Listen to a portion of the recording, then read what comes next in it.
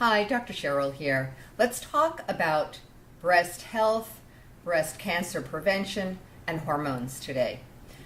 Well, the fact of the matter is that breast cancer has a direct association with hormonal imbalances.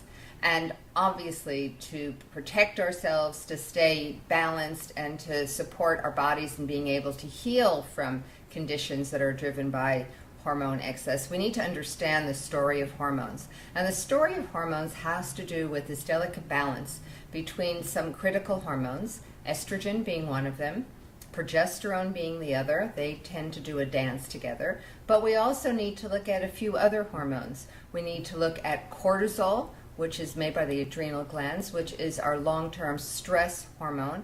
And cortisol is a major player. In fact, when cortisol is high, estrogen is high and progesterone is low. And when estrogen is high, it just tends to also mean that cortisol, our stress hormone, is going to go high and progesterone is going to go low. We need to understand the role of another hormone called thyroid, and there is also a correlation and a relationship. Thyroid hormone, which rules our metabolism and the availability to get oxygen on a cellular level, is pretty important because cancer thrives in a low oxygen environment. So when estrogen is high and cortisol is high, thyroid is low. And that's another important relationship. And one other relationship that is critical, and that's the role of insulin. So insulin is the hormone that allows the body to store sugars and to utilize sugar and then to store sugar. And when estrogen is high and cortisol is high, insulin will be high and thyroid will be low, and so will progesterone. So these are the major players. When they are out of balance, they drive each other to be out of balance. And when you have a body that has high cortisol levels under a tremendous amount of stress, which generates high insulin, high estrogen, which they in turn will contribute to more inflammation in the body. They will affect and compromise our immune system. They will impair our sleep. They'll start storing fat, and fat becomes a factor that increases our risk of breast cancer, primarily because fat actually is a little factory making estrogen and inflammatory chemicals, and also weakens our immune system. So this is the dance.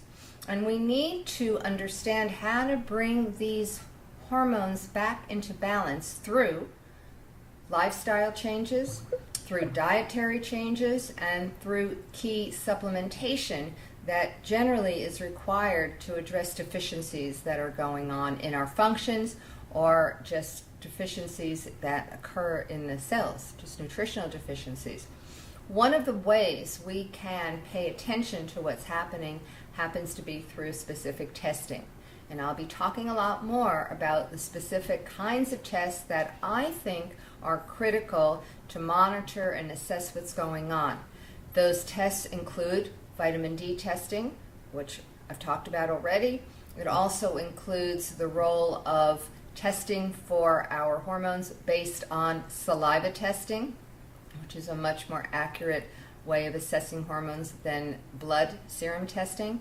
We need to talk about the role of the liver and how the liver is metabolizing estrogens and what that means and how to test for that, another critical test and a critical function in our bodies. And we need to talk about nutritional genomic testing, which is looking at gene expressions and how we've inherited certain tendencies to lead us to perhaps be impaired in clearing estrogens out, or impaired in detoxification, or impaired in our body's ability to have a strong, healthy immune system. So these are some tests that I have been personally working with in my practice, and I think they are profound, and I want you to know all about them. So stay tuned, because there is some more really interesting information that's going to help you not only learn, but take you right to the edge of the latest research and the latest knowledge and the latest solutions to support you in obtaining not only optimal hormonal balance, but optimal health. So I'll be talking to you soon. Bye for now.